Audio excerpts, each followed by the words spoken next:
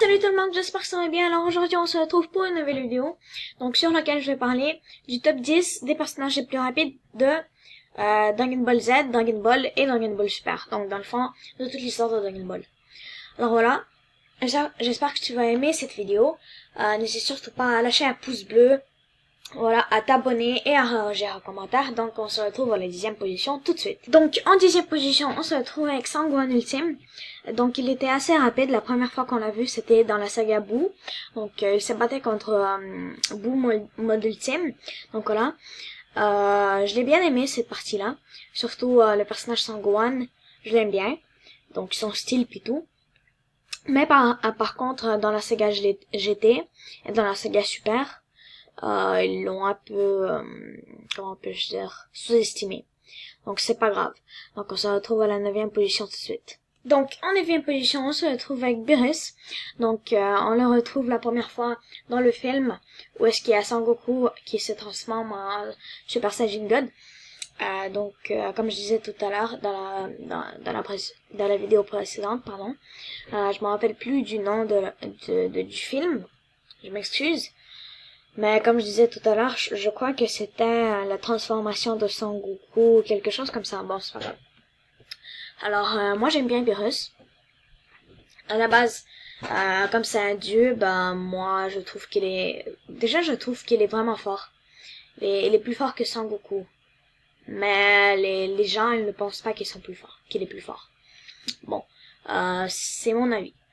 Donc c'est pas grave, c'est un top 10 de vitesse et pas de force. Donc on se retrouve à la 8e position tout de suite. Donc en 8e position, on se retrouve avec la copie de Vegeta. Donc qu'on retrouve dans les premiers dans les épisodes de Dragon Ball Super. Donc dans les épisodes de 40 à 50, je m'en rappelle plus vraiment c'était lequel exactement, mais bon, c'est pas grave. Alors voilà, moi je l'ai bien aimé ce personnage. Déjà à la base j'ai aimé Vegeta. Dans la vidéo précédente, je vous ai expliqué comment ça se passe, comment la copie de Vegeta s'est créée et tout ça.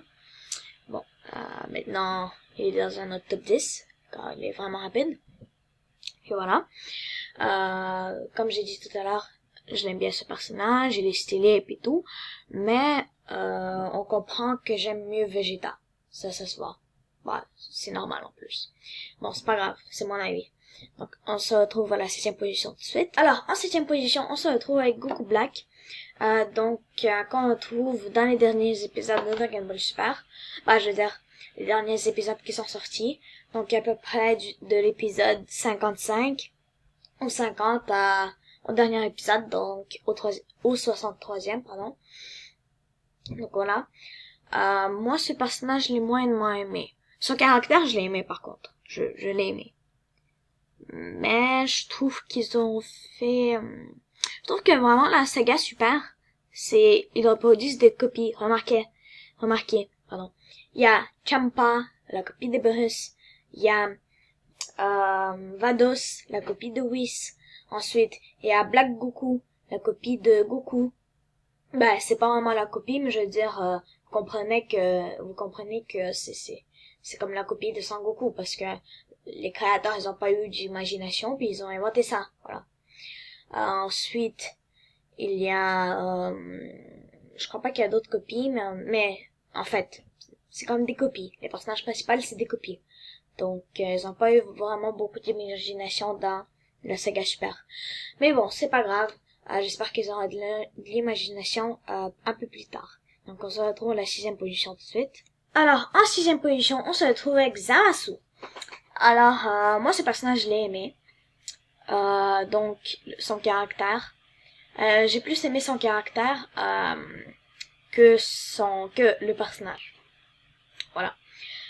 Donc, il est méchant, il est tout. Moi, j'aime bien les méchants qui sont stylés. Voilà, comme Zamasu. Voilà.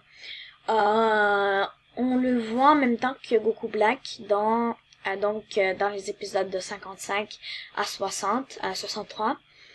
Dans la saga Super. Donc voilà. Comme j'ai dit tout à l'heure, je l'ai bien aimé, son caractère. Donc voilà, on se retrouve à la 5e position tout de suite. Alors, en 5e position, on se retrouve avec Vegeta. Super Saiyajin God, Super Saiyan. Donc voilà. La première fois qu'on le retrouve, c'est dans le film de Dragon Ball Super, tout simplement. Et donc voilà. Moi, comme je disais, dans presque tout dans toutes les top 10 précédents, sur lesquels je parlais de Dragon Ball, j'aime Vegeta. Enfin, dans lesquels il y avait Vegeta, je disais que j'aime Vegeta, à la base. Puis là, avec sa transformation, je l'aime encore plus. Il est plus fort, plus rapide, puis tout. Donc voilà. Je crois que vous savez déjà c'est qui en 4e position. Bon, c'est évident, mais peut-être il y a certaines personnes qui le savent pas. Bon, c'est pas grave, on se retrouve à la 4e position. Et oui, je crois que vous l'avez su. Alors, en 4e position, on se retrouve avec Sangoku, Super Saiyan God, Super Saiyan, Kaioken x10. Donc voilà. Il prend toujours la place de Vegeta. Donc ils sont presque égaux, mais Sangoku il est plus fort. Donc voilà, il prend toujours la place de Vegeta, que je trouve assez injuste pour Vegeta. Bon, c'est pas grave. De toute façon, Sangoku c'est le personnage principal, alors c'est normal. Donc voilà. Alors, la première fois qu'on a vu Sangoku, Super Saiyan God, Super Saiyan, Kaioken x10, donc c'était dans les premiers épisodes de Dragon Ball Super, dans le tournoi tout simplement, le moment où il se combattait contre Hit. Donc voilà, il a pété sa planche et là il est devenu Super Saiyan God, Super Saiyan Kaioken x10. Mais c'est dommage puisque ensuite, le problème c'était que il savait plus contrôler sa puissance. Donc ensuite, après le tournoi, tout simplement, il pouvait pas se téléporter où il voulait. Là, ça a fait des moments drôles, mais bon, c'est pas grave.